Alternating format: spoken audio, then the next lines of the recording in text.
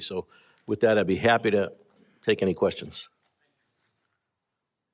Any questions from my colleagues? President recognizes Councilor McCarthy.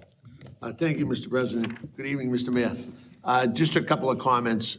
I know that's why people are coming to Quincy, because of this presentation. You touch base on all the subjects and all the proactivity, the aggressive proactivity that's gone on in the city over the last 10 years. And things come with a cost. We all know that. But Quincy is vibrant, and I talk to so many people that are outside the city that joke around, that say we can't get near Quincy because it's so popular with people wanting to move into the area. Not just apartments and condos, but all you know, a residential home in Ward 1 will go in a day or two.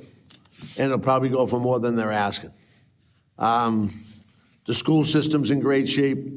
The city's in great shape, and I commend you on the way you've handled it over the last several years on not just kicking a can down the road in regards to those street repairs that we hear about all the time.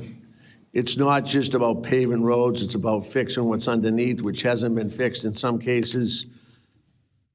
They're there, some of the water pipes are 1847 or some crazy number like that. And if we don't get in there and do it the right way, then it takes time.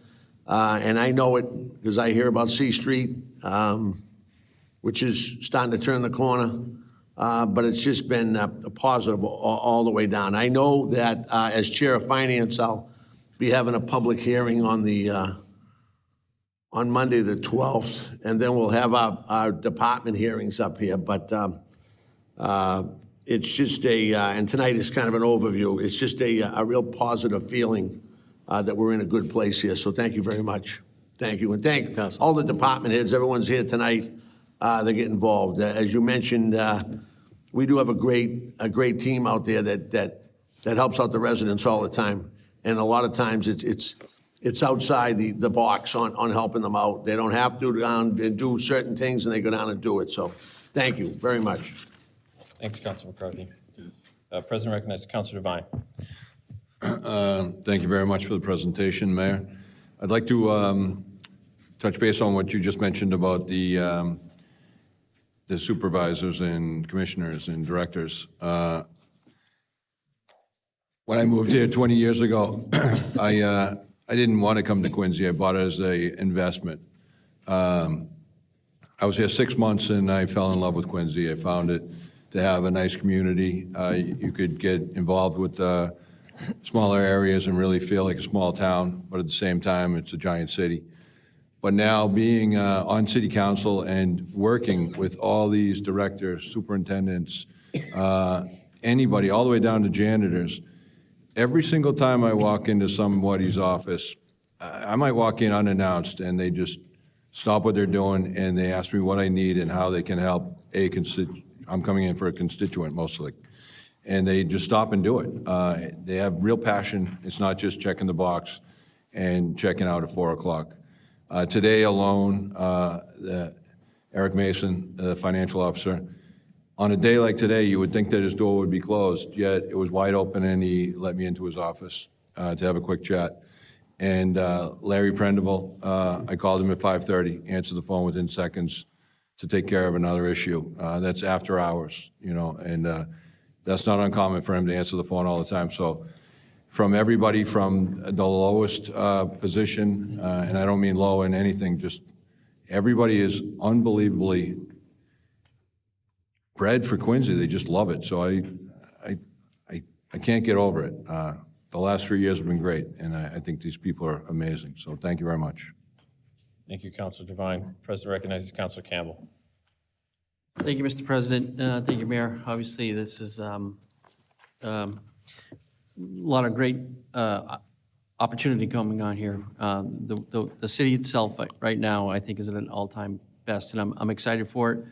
For what we're doing now, I know that the debt service is taking a hit this time, but it's doing it for the right reasons. And that, to me, that's something that's, I think I mentioned it to you the other day, that it's like putting the shingles on the roof. You know, it's not the sexy thing that everybody wants to do with their money, but it's the right thing to do because in the long term, you know, it's for the betterment of the community.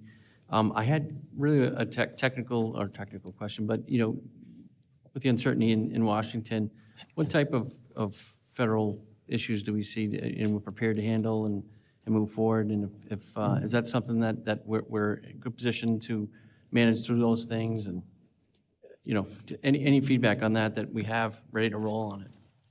We have a number of federal dollars that come to the city, and I should, I don't think I thanked them with the ARPA monies, but Senator Markey was in town a couple of weeks ago, and he went through the Christopher Center. He was blown away by what the federal dollars did there. So I thank them for Senator Warren, of course, and of course Steve Lynch. He's a champion for us in D.C. But yes, through different avenues we receive money. Probably the one most common everybody hears about is CDBG, Community Development Block Grant, which started under President Nixon as revenue sharing. That has enjoyed bipartisan support for decades. So I can't predict what'll happen. We have Title I monies. We have monies that come through the federal money that comes through the state and then hits us at the local level.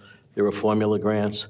There are then those grants, as you know, we have a grant department that applies for and fights for grants. And we have that $10 million award on the Southern Artery, which is huge. And the team did a phenomenal job doing that. It was the only one we were notified that was a problem with was a health grant, and then they reinstated it. So at this point, we're holding strong, and nothing has changed. Stay tuned, right? We'll keep you informed. Yeah, no, I think that's the most important. With the uncertainty, no one knows right now. So you did reach on one other thing that I wanted to talk about was at the Christopher Center.